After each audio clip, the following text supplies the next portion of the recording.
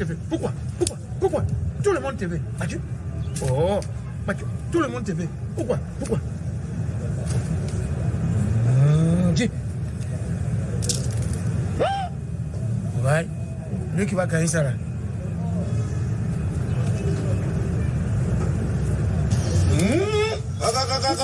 خلال كأس إفريقيا 2025 العالم كامل شاف مشجع كونجولي واحد واقف في المدرجات صامت ثابت، لكن رسالته كانت أقوى من 1000 كلمة. لومومبا ما كانش غير مشجع، كان رمز للانضباط للصبر والحب الوطن بلا ضجيج. اليوم بلاده منساهش. جمهورية الكونجو الديمقراطية كافأته رسميا بسيارة ماشي غير هدية، ولكن اعتراف بقيمة الإنسان البسيط اللي دافع على صورة بلاده بطريقته الخاصة. هذه المكافأة غادي تعاون لومومبا يعيش حياة أحسن، توفر ليه الاستقرار وتخليه يواصل أفكاره ورسائله اللي آمن بها، إن الوطنية سلوك، وإن التشجيع وعي، وإن الاحترام أقوى من الفوضى.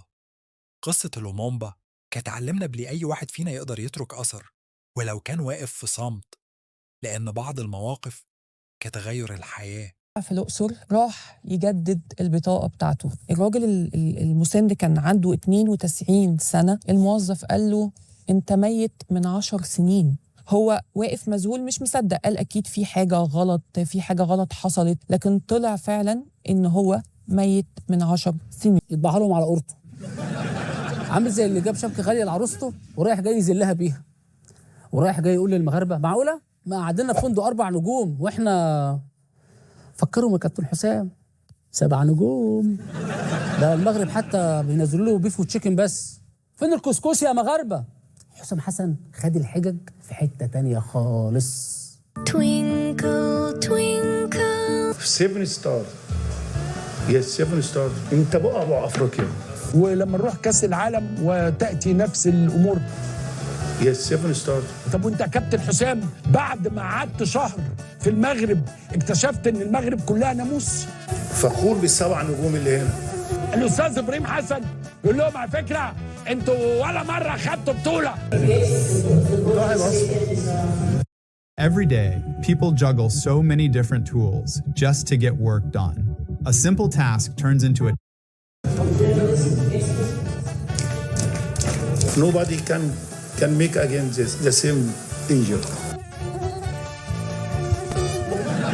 يا كابتن حسام هو يعني الناموس بيقرص لعبة منتخب مصر وسايب باقي المنتخبات؟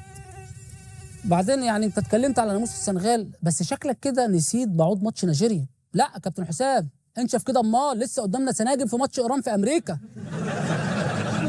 بعدين انت عملت ايه عشان تواجه الناموس؟ بعت له محمد الشناوي وعايزه يموت؟ بسبب تصريحات حسام حسن اتقلبت موازين التشجيع في البطوله، والشيطان اقنعنا باغرب حاجه كعرب، اننا كمصريين ومغاربه نتكاتف ضد بعض عشان نشجع السنغال تفوز بالبطوله. الموضوع يخلص لحد هنا.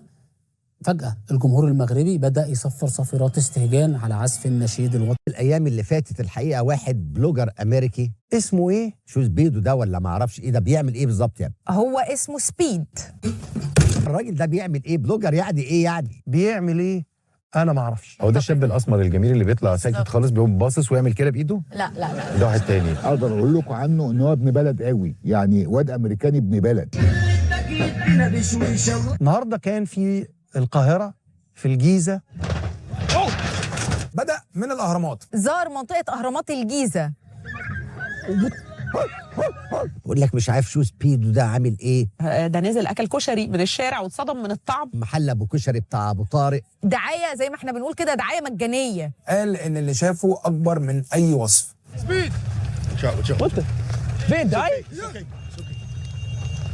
عنده تقريبا 100 مليون متابع لايف دوت، وهو بقى كده في وسط البلد. والناس شافت مصر من زاوية عفوية ومبهجة جدا. هوب ما انتش يا باولو،